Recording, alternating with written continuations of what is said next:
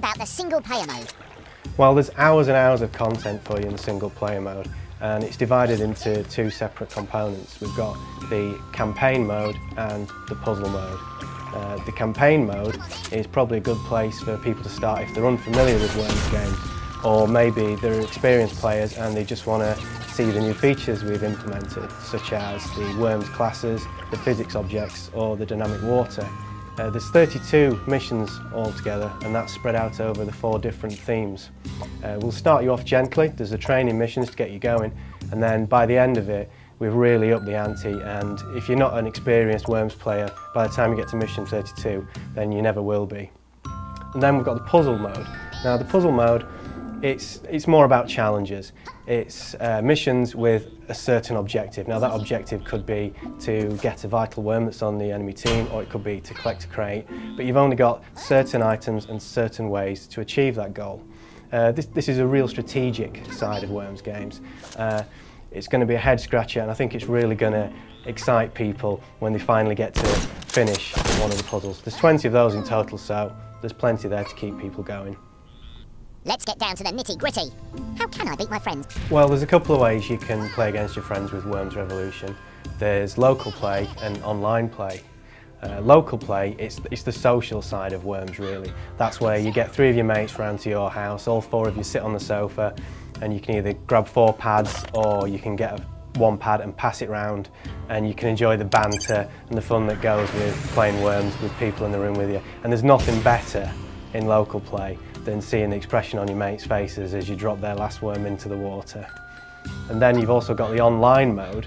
In online mode, you can set up a lobby yourself and you can tailor it to whatever settings you like, and then you can invite people, or you can wait for it to fill up, and you can basically take on the best players in the world really. This is where you're going to have have improved your skills, because there's some great Worms players out there.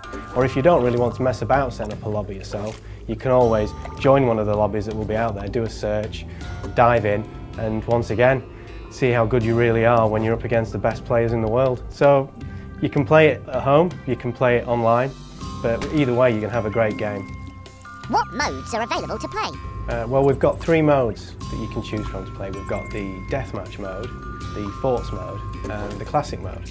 Deathmatch mode is probably the bread and butter mode really in Worms Revolution. It's the one that most people will be familiar with, and maybe the mode that people will play first. With this you can set up a game with 3 other players or 3 AI combatants if you wish, and you can set up your scheme settings, and then basically you're straight into a match. You're going to be able to use the physics objects, the dynamic water, and make use of the classes, and it's a case of the last worm standing. Secondly, obviously we've got the Forts mode, like I mentioned. Now the Forts mode is probably my favourite mode. What we've got there is similar to Deathmatch mode in fact, but the landscape is set into 2 separate forts, one either side with a body of water in between. Now this means that you've got to use a little bit more strategy here, because you can't get directly to the opposing teams. So you might want to use height to your advantage and try and get shots down from above, or you might want to bunker down and maybe do hit and run, dark side tactics essentially.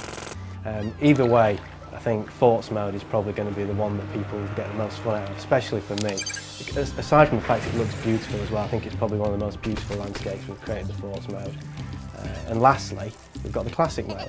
Now the Classic mode is for the Worms purists. It's for people who have played Worms before and maybe they want to experience that same kind of game. They don't want to have the dynamic water, they don't want to have to mess about with Worms classes, and maybe they don't want the random nature that a physics object might include in the map.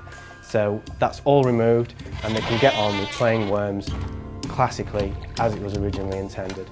So there's something for everyone really in all the games modes.